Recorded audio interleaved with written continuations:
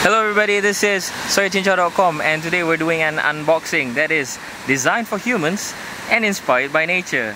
Obviously we're talking about the Samsung Galaxy S3 right here in Malaysia. So we're gonna unbox the device right now. Okay, let's do that. First of all, we're gonna talk about the color. There's two colors available. You have marble white, which is this one, and pebble blue. So in terms of design, pebble blue looks better personally. That's our opinion, but some people might like the white color version, but that glossy finish is not something that we're into. Whereas the pebble blue has a matte finish that's also has sort of like a brushed aluminium look to it, and that's something we prefer. That's always better looking than the plain old glossy white. Okay. Right, let's look at what you have in the box. You get the device, obviously. So we'll talk more about this after we look at what is in the box. In terms of the contents of the box, pretty standard stuff. You get your manual, instruction manual and warranty information and whatnot.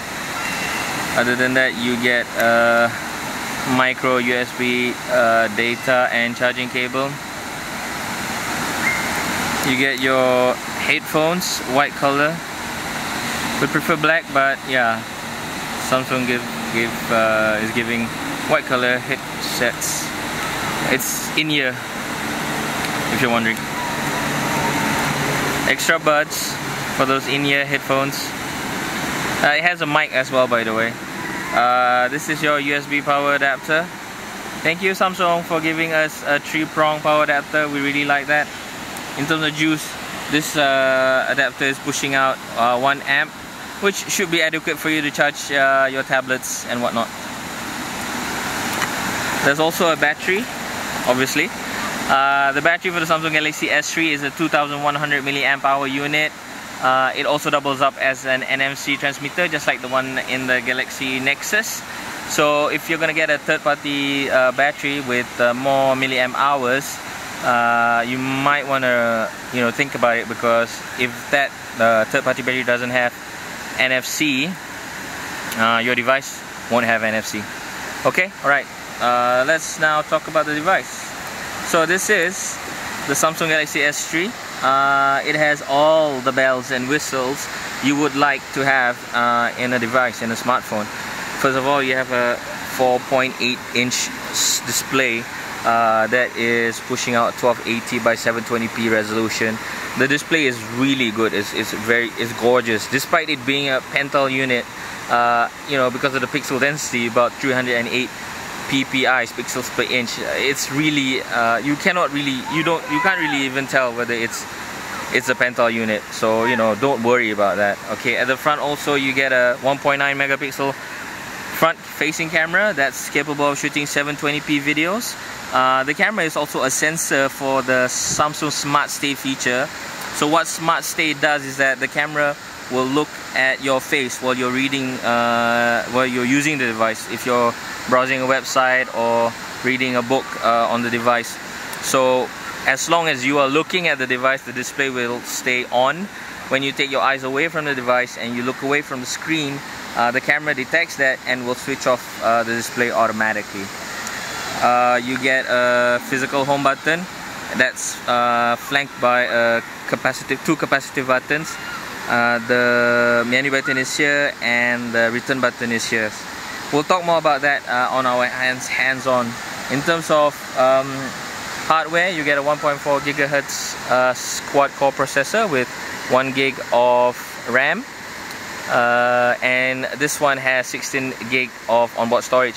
There's also a 32 gig and 64 gig version, but Samsung say at launch, which is happening on the 31st of May, Malaysia will only get the 16 gig first, both colors of course, the pebble blue and marble white. The 32 gig will come a little later after that, but while Samsung say that the 64 gig will come as well, we don't have an indication of when that will happen, so that will probably depend on market response to the device. Okay, on the right side you get your power button, which is pretty standard. What is missing in this device is a physical camera button. I think physical camera button is something that a lot of people would like or would like to have. So, you know, hopefully Samsung will have devices with that feature in the future. On the left side, nothing much, just the volume rocker. At the bottom is obviously the USB, micro USB data and charging port. Okay. Yeah, and at the back you have an 8 megapixel camera that shoots 1080p videos, and it has also a burst mode that shoots 3 frames per second up to 20 shots. In comparison, the HTC One X and the HTC One V is capable of shooting 4 frames per second up to 99 shots. So in terms of burst mode, you know, the One X beats the Samsung Galaxy S3. Both devices, however, are capable of taking pictures while recording video. But we'll talk more about that in our hands-on video a little later.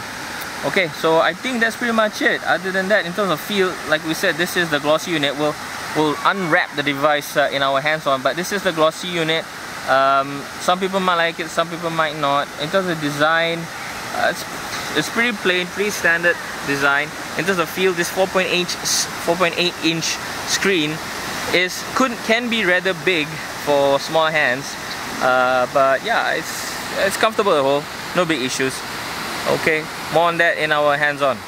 Alright, ladies and gentlemen, I think that's pretty much it. This was the Samsung Galaxy S3 unboxing right here in Malaysia. And this is SoyaCincau.com. As always, thanks very much for watching the video. Thanks very much for liking the video. Thanks very much for subscribing to our channel. Once again, this is SoyaCincau.com, and that was the Galaxy S3 unbox. Catch you guys.